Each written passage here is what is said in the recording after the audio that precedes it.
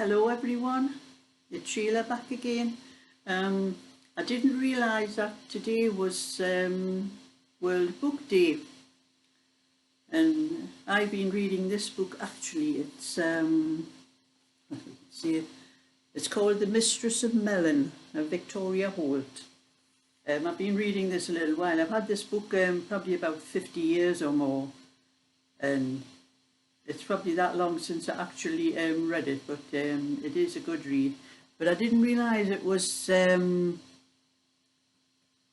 World Book today till one of my subscribers, that's Angela, put up a video about it, and she's her channel is Haunting Going On with Angela, Dave and Tony. If you want to have a look at a video, that's her channel. And this book, I'm saying this Mistress of Mellyn, it's Mistress of Mellyn is a novel of very considerable power by a new author, though she was new at the time I bought this book. Written in the great romantic tradition, Martha Lee knew that becoming a governess was a prescribed formula for a Victorian girl alone in the world. A high-spirited, attractive girl, she hated the very idea. When she first saw the cold, brooding house on the Cornish cliffs and met her arrogant employer, Contra Mellyn, and his resentful daughter, she realised why 3 governesses before her had left. The neighbours and servants were full of hints and half-confidences, and the house seemed to hold dark secrets. Only her growing love for the child and an unwilling attraction to the father made her determined to stay on and solve the mysteries which shrouded their lives, a determination that put her life in danger from a totally unexpected direction. And I will read you a small bit from this book, because I don't know whether this is an open book, whether anybody can read it, or it's still under copyright on the thing, so I can probably only read a small portion of it. Says, the first chapter is, there are 2 courses open to a gentlewoman when she finds herself in penurious circumstances, my Aunt Adelaide had said. One is to marry, and the other to find a post in keeping with her gentility. As the train carried me through wooded hills and past green meadows, I was taking this second course, partly, I suppose, because I had never had an opportunity of trying the former. I pictured myself as I must appear to my fellow travellers, if they bothered to glance my way, which was not very likely, a young woman of medium height, already past her first youth, being 24 years old, in a brown merino dress with cream lace collar and little tufts of lace at the cuffs. Cream being so much more serviceable than white, as Aunt Adelaide told me. My black cape was unbuttoned at the throat because it was hot in the carriage, and my brown velvet bonnet, tied with brown velvet ribbons under my chin, was of the sort which was so becoming to feminine people like my sister Phillida, but I always felt sat a little incongruously on heads like mine.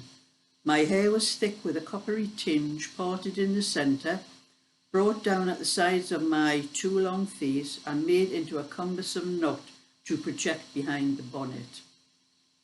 My eyes were large, in some lights the colour of amber, and were my best feature.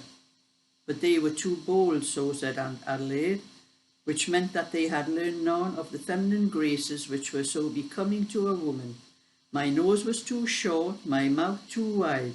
In fact, I thought nothing seemed to fit, and I must resign myself to journeys such as this when I travel to and from the various posts which I shall occupy for the rest of my life, since it is necessary for me to earn a living, and I shall never achieve the first of those alternatives, a husband.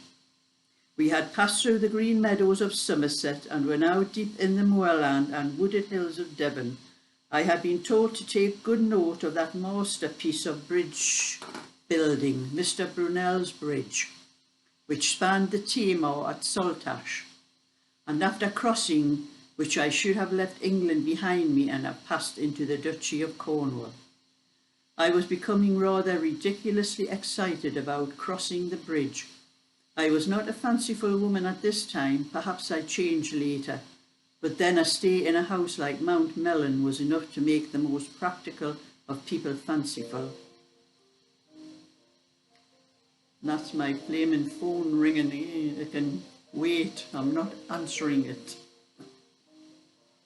Wait till it stops.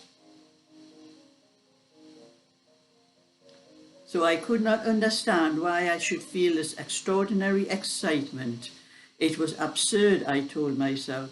Mount Mellyn may be a magnificent mansion, Connaught Mellyn may be as romantic as his name sounds, but that will be no concern of yours. You will be confined to below stairs or perhaps to the attics above stairs, concerned only with the care of little Albion. What strange names these people had, I thought, staring out of the window. There was sun on the moorland, but the grey tors in the distance looked oddly menacing. They were like petrified people. This family to which I was going was Cornish, and the Cornish had a language of their own. Perhaps my own name, Martha Lee, would sound odd to them. Martha. It always gave me a shock when I heard it. Aunt Adelaide always used it, but at home, when my father had been alive, he and Phillida never thought of calling me Martha. I was always Marty. I could not help feeling that Marty was a more lovable person than Martha could ever be, and I was sad and a little frightened because I felt that the River Tamar would cut me off completely from Marty for a long time. In my new post I should be Miss Lee, I supposed, perhaps Miss, or more undignified still, Lee. One of Aunt Adelaide's numerous friends had heard of Connaught Mellyn's predicament. He needed the right person to help him out of his difficulties.